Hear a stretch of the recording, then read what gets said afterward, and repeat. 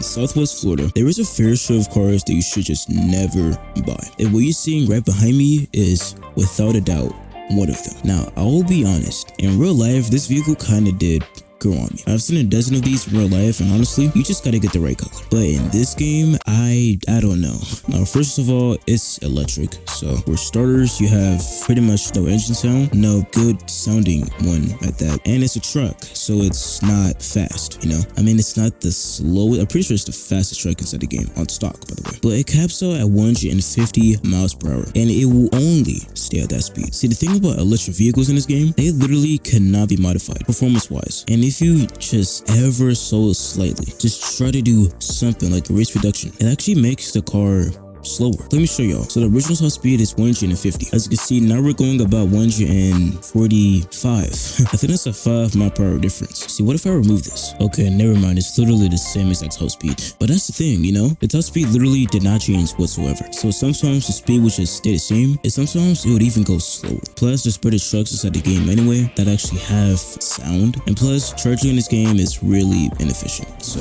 Durastar Heavy Duty Pumper, which is a fire truck. Now, there is many reasons as to why you just shouldn't buy this. First and foremost, the firefighter job as is really not a good option when it comes to making money. Do you even get paid? I honestly forgot. Last time I did one, I don't even think I even got paid in the first place, but that's not the point. We're talking about vehicles here, and as you can clearly see, it is so slow. It's slow when it comes to acceleration and just general speed. It's really not good at all. I mean, yeah, it's very cool for role players actually driving the fire truck, but if you're actually determined to take out fires in a short period of time, literally a life hack you can do is get a fast car. For example, this one. Then just drive to wherever place that is affected by fire in a fast pace, make your way there, go to the place that has the fire, and then just whip out the fire truck. Go ahead and get the water hose and just put out the fire if you actually have one. Plus, the Durastar is like really expensive. Okay, it's not really expensive, especially for me, but for the average player, it's not the best investment. Do not buy this vehicle. Here we have the Tesla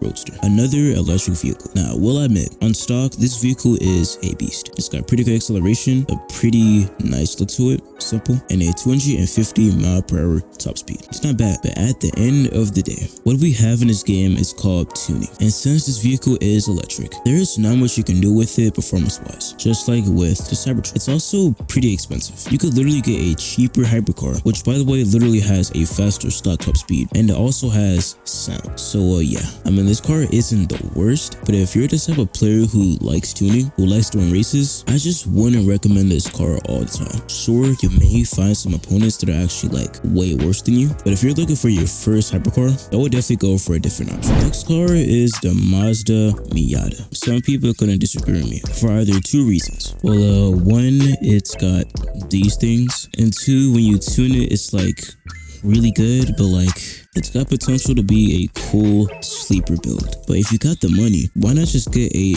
already fast vehicle and then tune it to make it even faster? I mean, making sleepers are pretty fun, but unless you're just doing it for fun, me personally, I just would not buy this car. What use does this vehicle have? Then there is the Dodge Caravan. Wanna know why you shouldn't buy this vehicle? It's a Dodge Caravan. Okay, that's kind of a cheap shot, let's be real. Can this vehicle be a sleeper build? Of course it can, but literally, why would you buy this? Aside from that, I guess for trolling, but like for one, it's a van, so already a red flag. Okay, I don't got nothing against vans, it's just this one just in particular looks pretty bad. It's incredibly slow. I'm sure it sounds like crap, and yeah, Dodge Caravan. Then there's the Spania GTA Spano. Now this car has a hefty price tag, and that's part of the reason why you shouldn't buy this. If I recall correctly, this vehicle is almost $2 million, and the mid 1 mils, I really forgot. This is somewhere in between there. It's not a cheap vehicle, and in comparison to some other cars that are in their price range, it's not the best. See, look at that. I mean, I'll downshift, but that's $199. Now, is that slow? Not really, but there's vehicles out there that are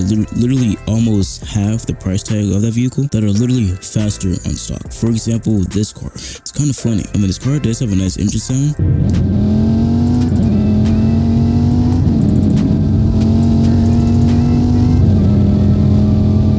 this car is pretty uncommon, but this car is pretty expensive, and you're not really getting anything that good for the price. So if you're a beginner, go for a different vehicle. Which is one of the vehicles that you should avoid. But what about some vehicles that you should buy? Check out this video right here where I went over 15 vehicles you must buy.